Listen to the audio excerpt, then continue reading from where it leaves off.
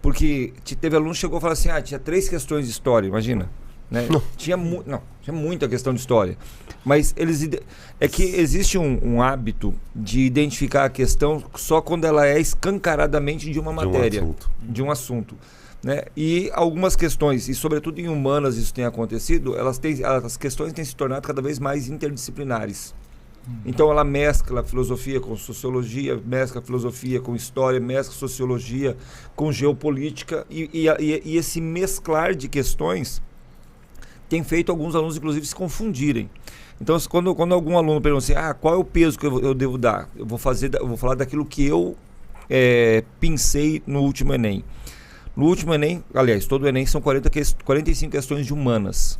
6 questões foram escancaradamente filosóficas. Agora, nós tínhamos 15 questões que você resolvia com aquilo que a gente estuda em filosofia. É 1/3 da prova. É 1/3 da prova de humanas debruçado ali... Em temas filosóficos. Ali no meio da filosofia. Então, qual é o peso que eu dou? Eu diria, dê muito peso. Por quê? Você tem 3 aulas de história, e eu não estou falando mal, não estou falando não preste atenção em história ou não preste atenção em geografia, mas você tem 3 aulas de história, 3 aulas de geografia, uma aula de sociologia e uma aula de filosofia. Com uma aula de filosofia contra 7, você respondia 1/3 da prova. Então tem que dar atenção para a história, tem que dar atenção para a geografia, tem que dar atenção para a sociologia, mas a filosofia ela continua com um peso muito grande. Aí eu vou colocar um parênteses, ele falou de outros vestibulares. O vestibular da FUVEST não tem no edital filosofia e tem caído filosofia. Algumas provas, ela tem um edital de humanas assim, extremamente abrangente. O FMS, o UEMS, o FGD. Se você olhar o edital, a conclusão que você chega pode cair tudo. Qualquer coisa. Cai tudo. Qualquer coisa. A pergunta é... Uma questão, o curso que eu quero, uma questão a mais ou uma a menos faz diferença? Se vai fazer diferença, dê peso à filosofia. Claro, não tem jeito. Porque é uma, 2 questões que alguns alunos... muito, né? Para fazer uma UEL da vida. UEL, EM, UFO. Né?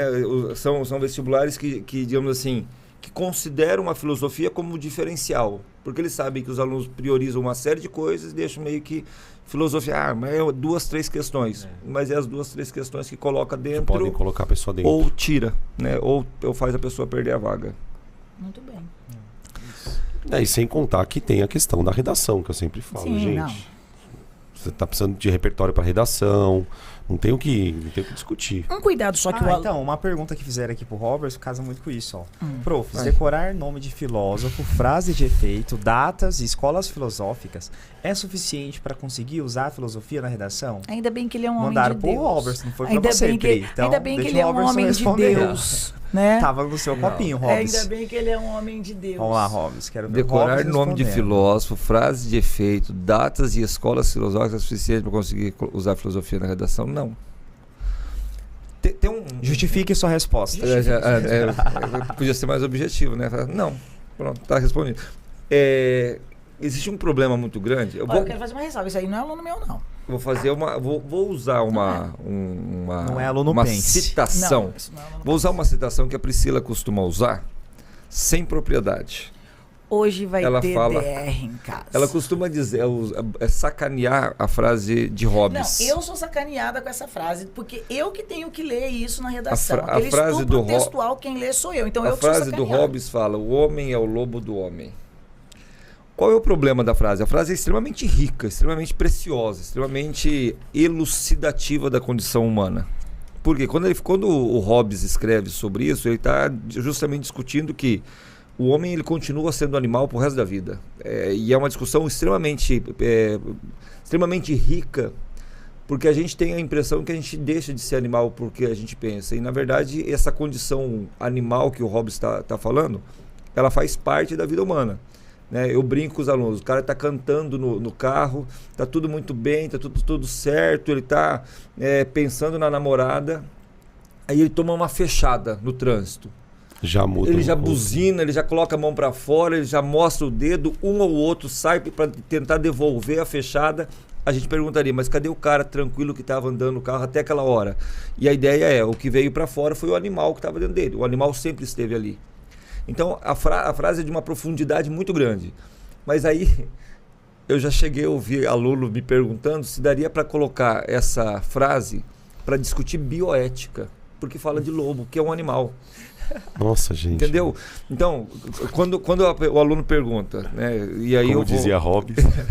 Quando o aluno pergunta, decorar nome de filósofo, frase de efeito, data e escola filosófica é suficiente? Não é.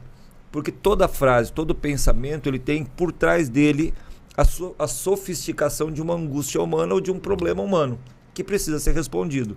Então, quando a gente fala da filosofia, sobretudo, imagina que o Hobbes, para chegar a essa conclusão que o homem é o lobo do homem, é a história da vida dele filosofando.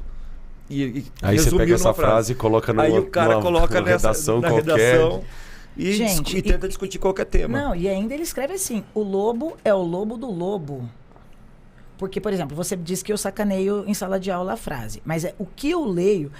Antes de falar sobre isso, eu quero falar uma outra coisa. Vocês já perceberam quantas perguntas nós tivemos aqui, de todos, em relação a frase pronta, decoreba, conteúdo raso, senso comum? Ou seja, vocês percebem assim, o quanto esses alunos estão, muitas vezes, habituados com...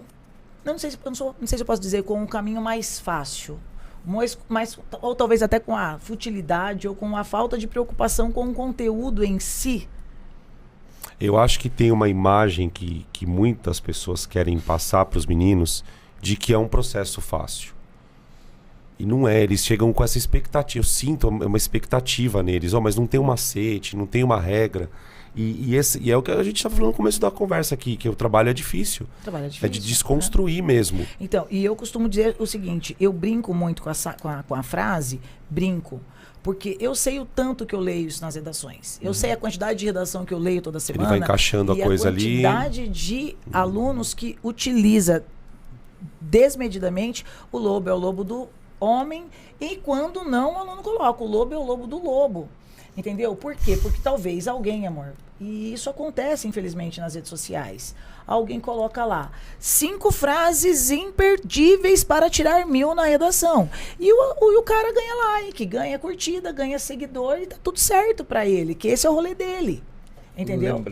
Lembrei de um detalhe. Agora, quando eu vejo isso em sala de aula, eu tenho que falar pro aluno, gente, vocês não vão utilizar isso dessa forma. Eu não tenho nada contra o Hobbes. Eu tenho contra o aluno usar gratuitamente qualquer frase. Não é com o Hobbes, pode ser com qualquer pensador, com qualquer filósofo. Mas eu quis salientar o preconceito que eu vivo. Mas tudo bem. E eu tô nervosa.